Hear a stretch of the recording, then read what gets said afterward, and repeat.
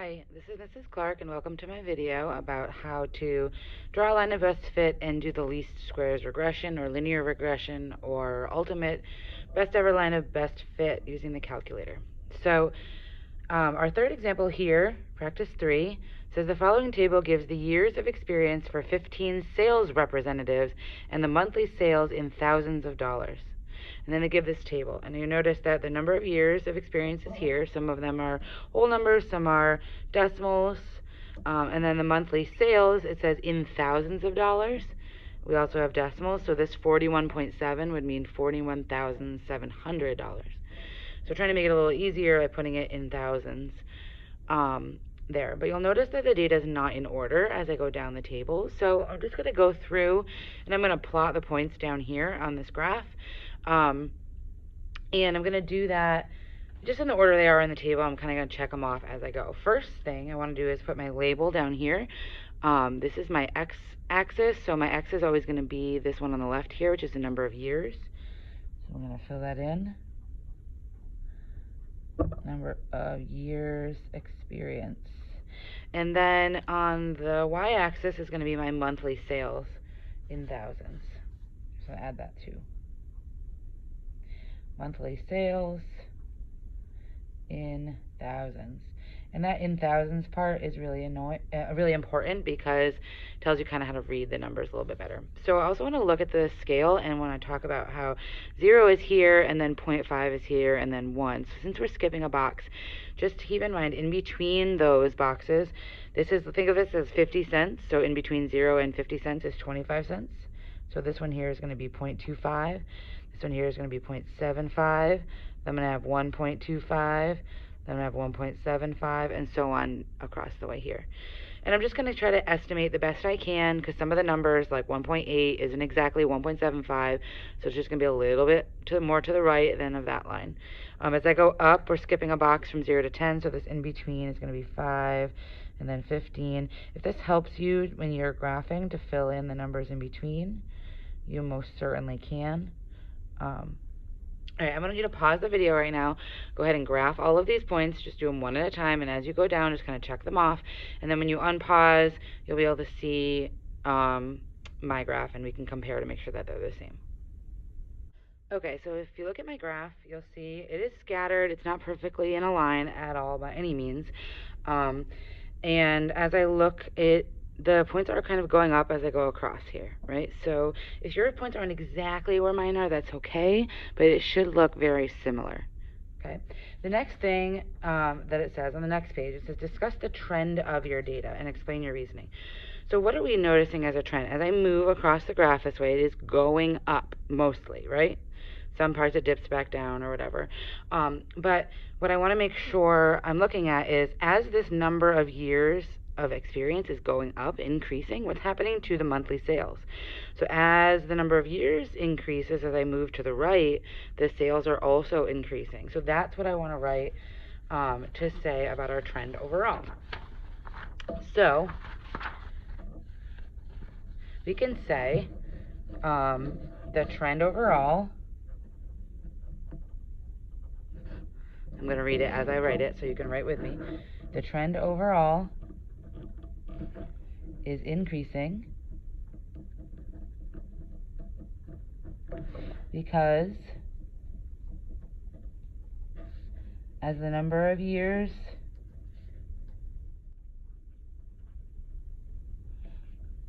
of experience increase, the monthly sales also increase.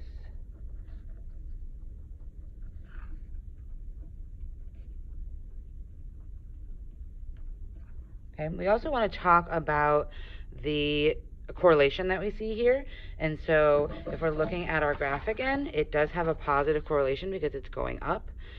It is mostly in a linear fashion. I mean, most of those points are going to be really close to a line of best fit that I'm going to draw. So we can say it's a strong linear correlation as well. So it has a strong positive correlation is what I meant. Thank you. Strong positive correlation. So we want to talk about what's happening to the independent and dependent variables, or the increasing and decreasing, but we also want to talk about the correlation. So the next question says, is the data linear?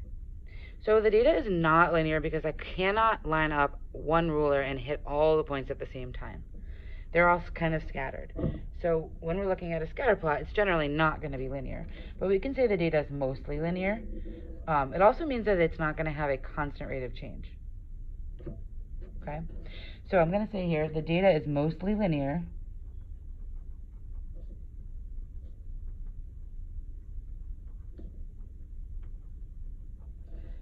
But there is not a constant rate of change.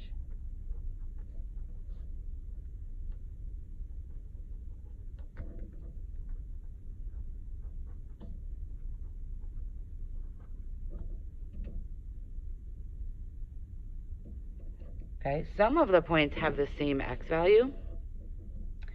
And since some points share the same x value, they're like on top of each other, they're vertically. So all of the points are not going to follow that line with a positive slope. So I'm going to make a note of that too. Some points share the same x value.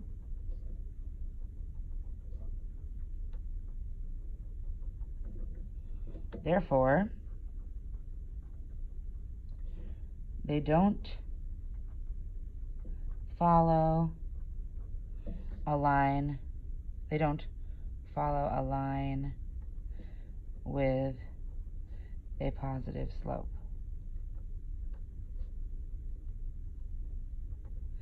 So if you're thinking about your answer, what you might have said versus what I said, as long as we're both saying generally the same thing, your answer is gonna be okay.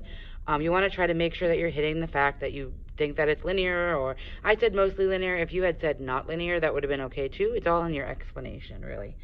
Okay, so the next part says draw a line of best fit on your graph. Make sure you pass through at least 2 points. So this part is really important because our data is not in a straight line. What I need to do is draw approximately what a straight line might look like if it followed most of my data. So I'm going to grab a ruler real quick, and then we're going to do that.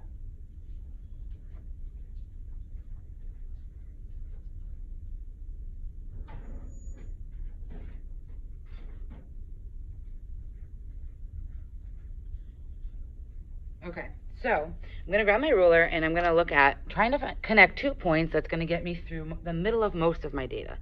So I want to look for, when I draw the line, I kind of want it to separate these points so that like half are on one side of the line and half are on the other side of the line. And I don't want to connect these 2 points because this line doesn't really follow my data. I want it to be more flat, more like this. So I'm going to try to find 2. I'm going to use this one here. And I think I'm going to use this one here.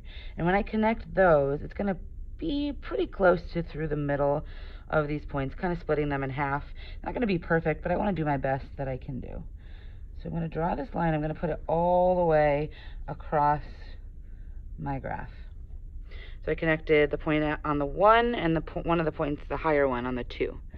Okay, and so you'll notice this line actually follows most of the trend of what's happening. It's increasing probably around the same rate as the points. It's not perfect. I've got 1, 2, 3, 4, 5, 6 points on the top. I've got 1, 2, 3, 4, 5, 6, 7 points on the bottom. So it's not split perfectly even, but it's as close as I can get. And these 2 points are going to be super important because I'm going to need them on the next page. So that's my 1, 32.4 and 2, 36. Both of those points are going to be what I'm going to use on the next page because that's the next part. Because we don't have one line that all the points fall on, we need to draw this line of what we think fits our data the best. That's why it's called the line of the best fit. And then we need to use the 2 points that I made the line with to calculate the equation of the line. So we learned that last unit, so it should be pretty easy to do. So in this next part, part D, it's asking us to use the 2 points and write an equation of the line of best fit and show my work.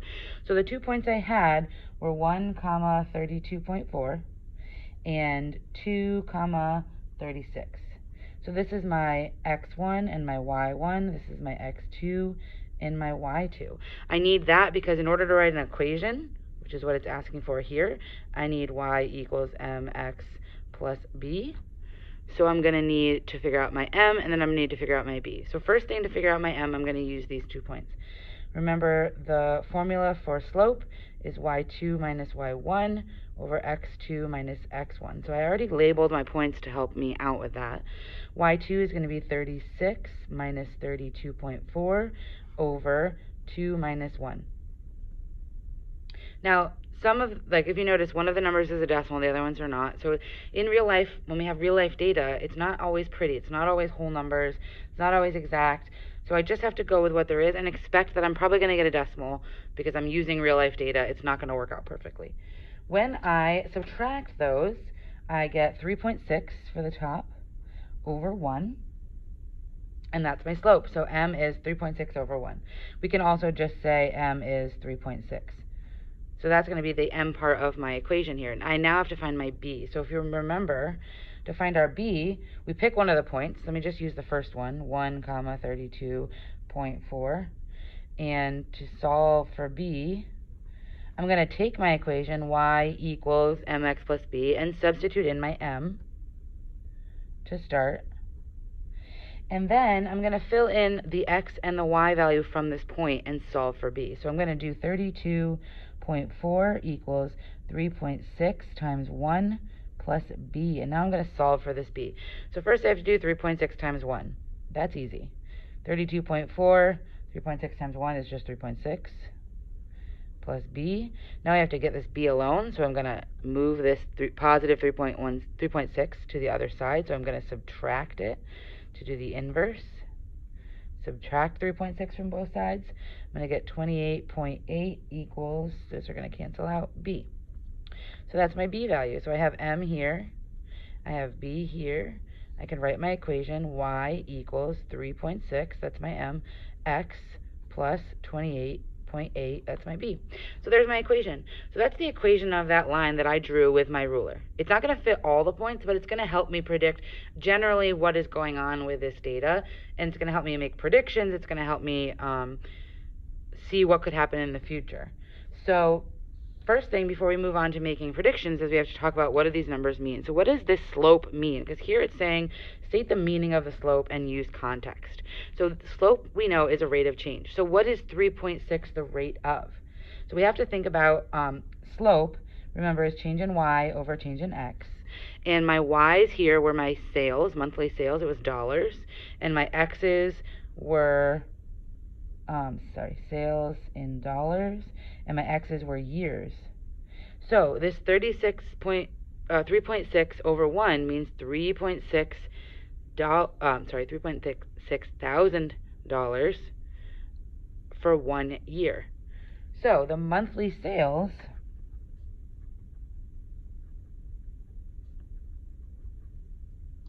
on average, because it's not perfect, increase by 3.6 thousand, I'm going to say $3,600, or 3.6 thousand, if you wanted to write it out that way, per year of experience. So remember, per year means for 1 year. You could also say for 1 year of experience. So it means every year of experience that these sales representatives gain, they're going to be able to sell $3,600 worth more every month. Okay, so state the meaning of y-intercept. So again, we want to know the meaning of our b value. What does this 28.8 mean? So remember, our y-intercept is always 0, comma, whatever the b is. So that would mean the years are 0, and the sales that they're making every month, the dollars, are the b value. So if it's 28.8, that would mean a salesperson with 0 years experience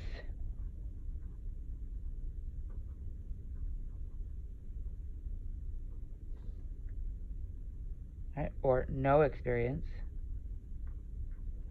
will make on average a total of $28,800 in monthly sales. So these two questions are asking you to make sense in this data set, whatever the data set's talking about. In this case, it's sales and number of years experience, but it might have been pounds of aluminum cans and the money that you get from them, or it might have been something else. But you're looking to use that context, whatever the story, the data is about, your independent, dependent variables, and describe what those numbers actually say about that data. Okay, so it's not just giving a definition of slope and y-intercept. It's actually taking the number and turning it into a meaningful number in the story. All right, G, use your equation of the line of best fit to predict the monthly sales of a sales representative that has 6 years experience. So 6 years is telling me that X is going to equal 6 because in our table, X was years. Okay, it says use your equation of the line of best fit, so that's what I just wrote right up here. This y equals 3.6x plus 28.8. So I'm going to take this x equals 6, I'm going to put it in where the x is. Y equals 3.6 times 6 plus 28.8. And I'm going to calculate what comes out is our monthly sales. If I put in 6 years, what is my output? So I have to do 3.6 times 6, which is 21.6. Add on 28.8. And then I'm going to get 50.4. What does that number mean in the context of the problem? So what the heck does this 50.4 tell me? It tells me a sales representative, kind of turning the question around, with 6 years experience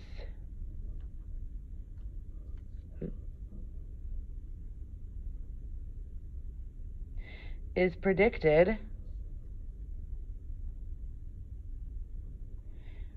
to bring in $50,400 in monthly sales.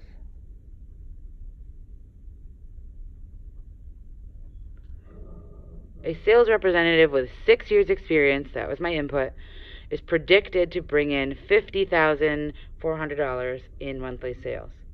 Now, I could easily have just said $50.4 thousand if that was easier for you to say it that way. If it's hard for you to transfer that over, or you could always just take this number and multiply it. 50.4 times 1,000, because it's in thousands, equals 50,400. So if you want to do that in order to get your number, that you can do that as well. Okay? Great. Let's move on. So now we're moving to the calculator. So you have the calculator directions. You can do that. We're going to go to our calculator. I'm not going to do this with you. I want you to pause and do it yourself. But in your calculator, you're going to fill in L1 as your X. You're going to fill in all these numbers. For L2, you're going to fill in your Y, and you're going to fill in all of these numbers. You have to put this data into the calculator, or the calculator will not be able to figure out what it thinks is the best line of fit. So we can do this by hand, and I had to choose which points I wanted to connect, but the calculator can also do it for you. So we like to do both to kind of compare them and see which one might be the more accurate. How far off are they? Were they really close? Does it really matter? Okay, so excuse me. Use your graphing calculator instructions. Open up your notebook to that hot pink paper, fill in the data, follow the directions, fill in your data for L1 and L2, pause the video, and get your equation, get all the way to the end, and then check to see if we have the same thing. So go ahead and pause now, and then we will come back in a second as soon as you're done and see if we get the same thing. Okay, so finishing the calculator, you get A is 7.78 something something something, B is 24.48 something something something. So we write that this way. Note I probably rounded these numbers off too. So A is my slope, so I put that in the M spot. B is still B, so I put that in the B spot. So I got Y equals 7.78x plus 24.48. All right, hopefully you got the same thing. If not, see me about that so we can try to figure out why our answers are different.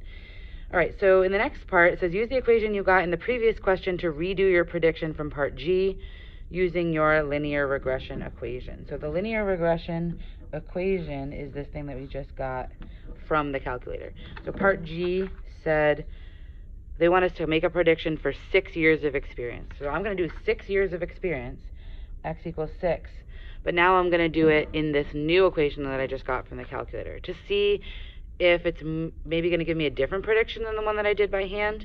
This one that we calculated by hand over here, we don't know how accurate it is. We're doing this in the calculator to kind of justify, to see if we were close or not, okay? So we're going to take this equation, y equals 7.78. I'm going to substitute in my 6 years into the x spot, and then add on 24.48.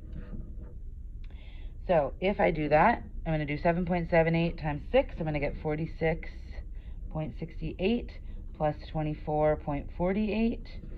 Y equals 71.16. So what that tells us is if a sales rep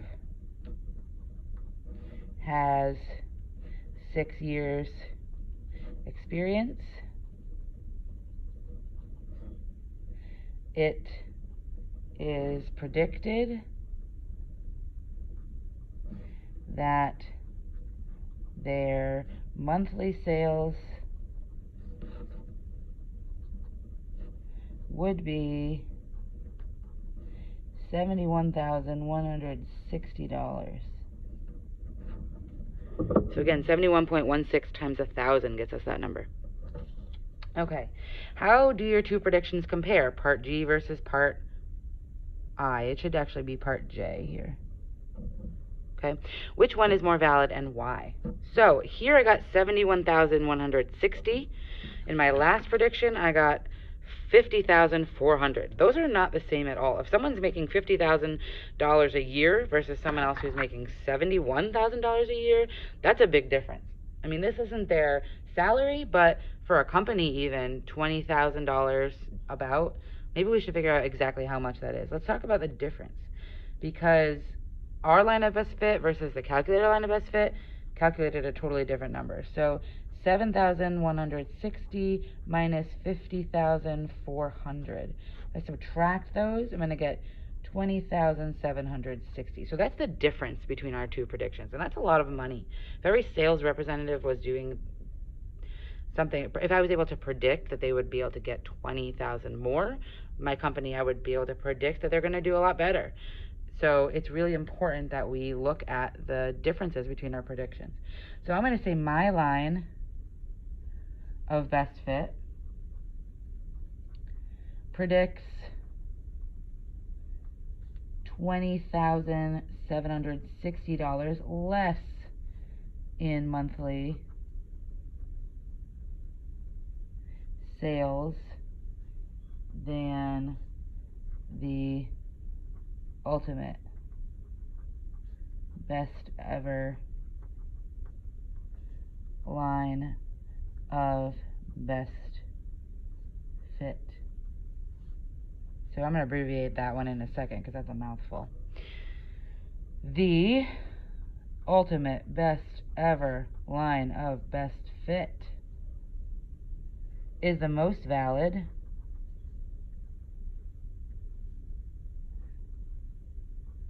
because the calculator can calculate the best line of fit overall. In this case, technology wins, right? Technology is going to be more precise. I'm going to add that. It's more precise. Technology. Then by hand, right? By hand I can make errors. Technology can be more precise than me. We know that for sure in this world nowadays. All right. The last part here, extend your knowledge. About how many years experience would a sales representative have if their monthly sales were $72.5 thousand? Show your work. So here, $72.5 thousand is no longer my X. We're not talking about the years experience.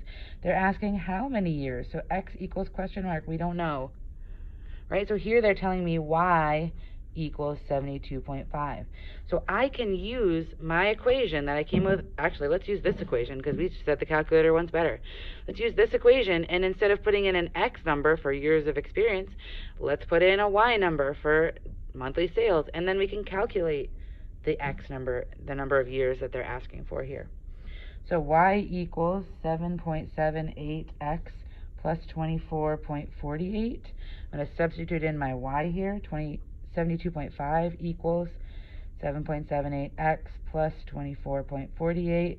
Then it's an equation. We just have to solve it for X. Start by getting rid of this 24. I'm going to subtract 24.48 from both sides. I'm going to get 48.02 equals 7.78X. To get rid of that 7.78, I got to divide it off of the X. So I'm going to divide both sides by 7.78. We get 6.17 equals X. So this is our number of years, because X represents years. So let's write a sentence to finish this out, and then we'll be all done. A sales representative would have to have 6.17. That's about 6 years and a little bit more. A little more than 6 years experience to bring in $72.5 thousand in sales each month. There we go. There we have it. So we made it through the entire practice. We did inputs and outputs. We calculated equations by hand and using the calculator. We've explained what all of our answers mean in the context of the problem. So there's our summary on how we use all the things we've learned about linear equations to make predictions for things that end up not linear. So this is just one model of type of data you could have. In Algebra 1, we really focus on things that are more linear, and as you move on to higher math, you're going to be learning about things, what do we do and how do I model things that are not linear. So for now, we're just focusing on these more linear type, and that's how we do it when they're not all perfectly fitting and having a constant rate of change. We can still calculate our line of best fit, approximating what we think the line would look like if they were all perfect, the best that we can, and also use our calculator to do the same. So if you have any questions, feel free to see me. If not, then good luck and work on your review. Thanks for watching.